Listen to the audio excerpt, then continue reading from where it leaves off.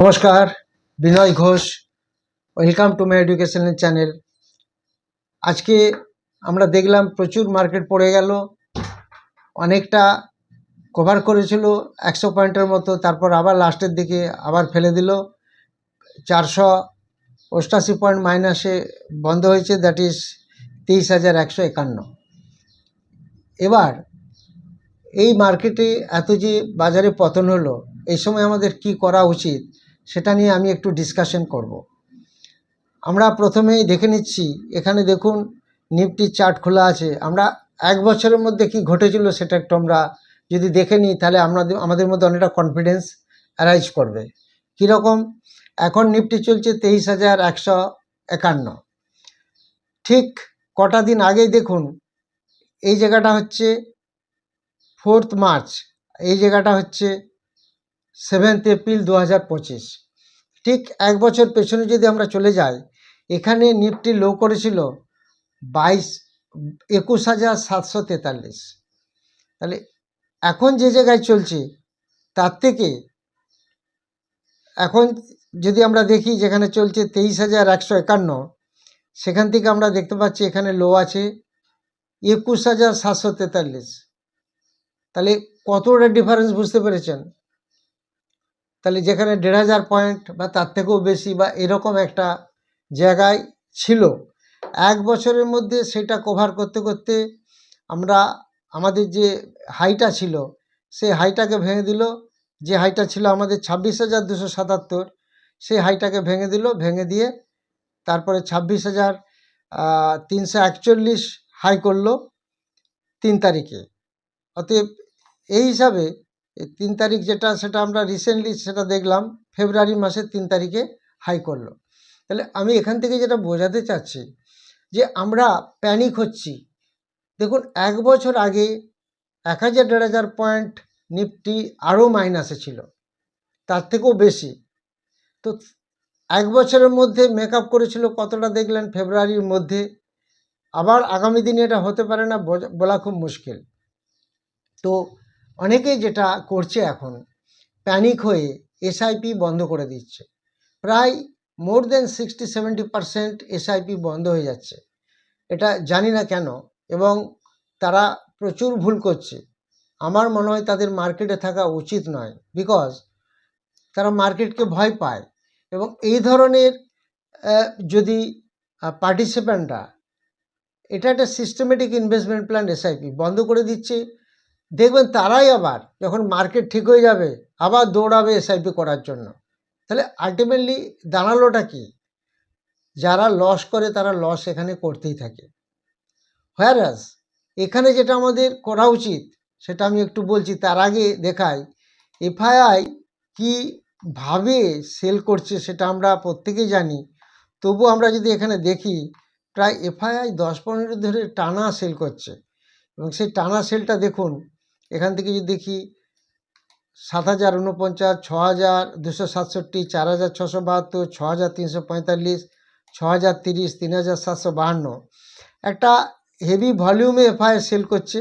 আর যখন দেখুন কিনছে, হয়তো মাসে একবার কি দুবার, সেখানে 2,000, 3,000, 1,000 এরকম কিনছে। তার মানে সেলিং প্রেশার এফআইআর প্রচুর আছে।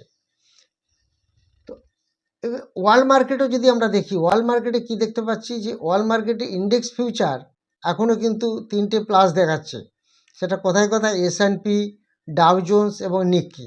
এটা আমি বলছি কিন্তু ইন্ডেক্স ফিউচার, এগুলো কিন্তু রানিং আছে। এবার আমেরিকান মার্কেটকার লাভতে বেশ অনেকটা পড়ে গেল, সেটা যদি আমরা দেখি, সেটা হচ্ছে আমেরিকান ইন্ডিসেস দেখুন 103 point, S&P, Dow Jones 739 point, Nasdaq 431 point. তো ওয়ার্ল্ড মার্কেটও কিন্তু পড়ছে। আর আমাদের ইন্ডিয়ান মার্কেটে ডিআইয়ের এতটাই ক্যাপাসিটি আছে, 1,000-1,500 পয়েন্ট ইজিলি মেকআপ করতে পারে। তো আলটিমেটলি আমার বলার বক্তব্য, এই সময় আমাদের প্রত্যেকের কি করা উচিত? এই সময় আমাদের প্রত্যেকের according to our financial capacity আমাদের একটু একটু করে শেয়ার ধরা উচিত। একটা হোক, দুটো হোক, তিনটে হোক, চারটে হোক, এবং এসআইপি বন্ধ করা উচিত না। এটাই হচ্ছে অপরচুনিটি, যে হ্যাঁ, একসাথে প্রচুর শেয়ার ধরবেন না। যত পড়বে, যত ডিপে আসবে, তখন একটু একটু করে ধরতে থাকুন। তাহলে আগের যে পোর্টফোলিও আপনার লাল হয়ে আছে বা লসে চলছে, সেগুলো এখান থেকে যদি কিছু কিছু করে কিনেন, দেখবেন ওই লসটা ধীরে ধীরে মেকআপ হয়ে যাবে ম্যাক্সিমামটা। তাহলে আমরা যদি সেই উপরের পোর্টফোলিওটা ধরে বসে থাকি, আবার যখন ওই জায়গায় আসবে তারপরে আবার পড়বে, আমাদের বসে থাকতেই হবে। সেই জন্য মার্কেট যেদিকে চলবে, যেরমভাবে চলবে সেরমভাবে আমাদেরও এগোতে হবে। এবং তার সাথে সাথে যদি আমরা অপশান এবং ইন্টারডেটা করি, সেটাও একটা ভালো অপরচুনিটি।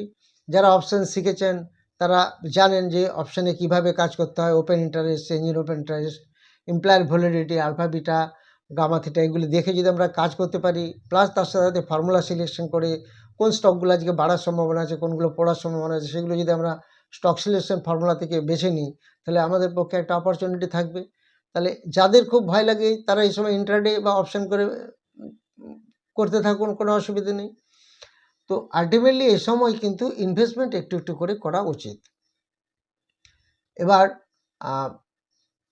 এসআইপি বন্ধ করা কখনোই উচিত নয়।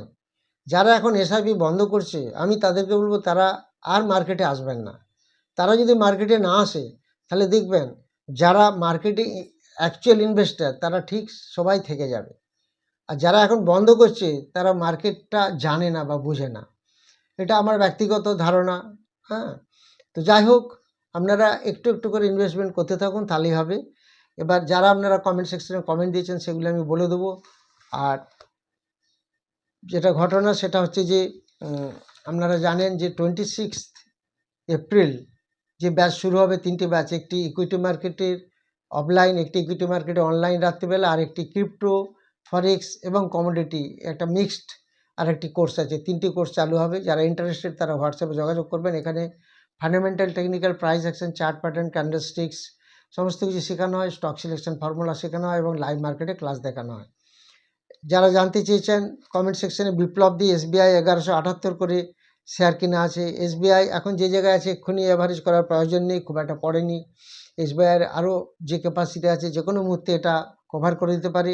যদি 1000 ভাঙে তখন ভাববেন। লাল্টু দাস জানতে চেয়েছেন টাটা টেকনোলজি 658 করে কেনা, এখন যে জায়গায় এসেছে একটু অ্যাভারেজ করলেও করতে পারেন। শুভ্রজিৎ জানতে যে ব্যাঙ্ক অফ বরোদা 252 করে কেনা, তার থেকেও তো বেশি দাম চলছে। সেখানে আপনার একটু প্রফিট বুক করা উচিত ছিল, জানি না করেছেন কিনা। গৌতম ভট্টাচার্য জানতে চেয়েছেন বেদান্ত 705 করে কেনা। বেদান্ত মেটাল সেক্টরে এখন একটা কিং, খুব ভালো শেয়ার, ডিভিডেন্ডও দেয় প্রচুর, এটা ভালো জায়গায় আছে, এক্ষুনি কিছু এখন দরকার নেই, এটা জাস্ট হোল্ড। কৌশিক রক্ষী জানতে চেয়েছেন সিডিএসএল 1666 কেনা আছে, এখন তো 1200 নিচে, 1200 কাছাকাছি ঘুরছে, এখানে একটু অ্যাভারেজ করলেও করতে পারেন। দেবাশিস নস্কর জানতে চেয়েছেন রাটার্ন ইন্ডিয়া এন্টারপ্রাইজ কী প্রাইস হলে কেনা যাবে, এটা যদি আপনি 20 কাছাকাছি পান তাহলে কিনতে পারেন। বিক্রম রায় জানতে চেয়েছেন আরবি ইনফ্রা 43 করে কিনা। আরবি ইনফ্রা খুব ভালো স্টক, এটা আগামী দিনে বেশ ভালো রান করবে আশা করা যায়, এখন এটাকে হোল্ড করতে হবে। সুরজিৎ কয়াল জানতে চেয়েছেন সাইগিলিটি, যেহেতু এটা সফটওয়্যারের শেয়ার, এটা আপনার 52 করে কেনা আছে, এটা যদি আপনি 37-এর কাছাকাছি এসে গেছে অলরেডি, যদি আপনি এটাকে যদি 32-31-এর কাছে পান তাহলে একটু কিনতে পারেন। সহদেবদের জানতে চেয়েছেন বিএসসি শেয়ার 3000 করে কেনা। বিএসসি নিঃসন্দেহে একটি ভালো স্টক, খুব একটা কিছু পড়েনি, এ প্রচুর বাড়ার এর ক্ষমতা আছে, অতএব বিএসসি স্টক এখন যে জায়গায় আছে সেখানে এক্ষুনি অ্যাভারেজ করার দরকার নেই, যদি 2500 নিচে আছে তখন ভাববেন।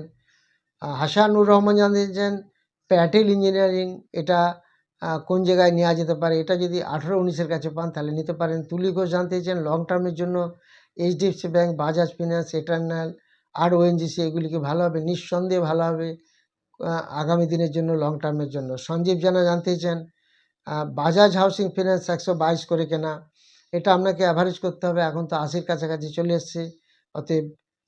নরোত্তম মাহাতো জানতে চেয়েছেন পলিক্যাব 8800 করে, 8800 কল 9 নেমে গেছে, 30 মার্কেট, এটা কি করব, এটা কিভাবে রিকভার হবে? দেখুন, অপশন মার্কেট এমন একটা জায়গা, এখানটা খুব ক্রিটিক্যাল জিনিস, এটা যদি আমরা ভালো করে না থাকি এখানে এন্ট্রি নেবেন না। এখানে আপনাকে অনেক কিছু জিনিস জানতে হবে, আলফা, গামা, ভেগা, থিটা, এইসবগুলি তার সঙ্গে সঙ্গে আপনাকে জানতে হবে। Open interest, change in open interest, implied volatility, এগুলির সম্বন্ধে আইডিয়া থাকতে হবে। বিশেষ করে ডেল্টা, আপনারা সব তো আউট অফ দ্য মানিতে কাজ করেন, সেটা একদমই উচিত নয়। থিটা বিশেষ করে যেগুলো টাইম ডিকে সেগুলো খেয়াল রাখবেন, এগুলো এভাবে বলা যাবে না। কৌশিক গরু জানতে চেয়েছেন গেল ইন্ডিয়া কি এখন কেনা যাবে? গেল ইন্ডিয়া যদি 134-এর লেভেলে পান তাহলে কিনবেন, কোনো অসুবিধা নেই। যারা ভিডিওটি নতুন দেখছেন তারা অবশ্যই সাবস্ক্রাইব, লাইক ও শেয়ার করবেন। যারা 26 এপ্রিল এর ব্যাচে ক্লাস করতে চান তারা অবশ্যই হোয়াটসঅ্যাপে যোগাযোগ করবেন। Thank you very much for watching my video.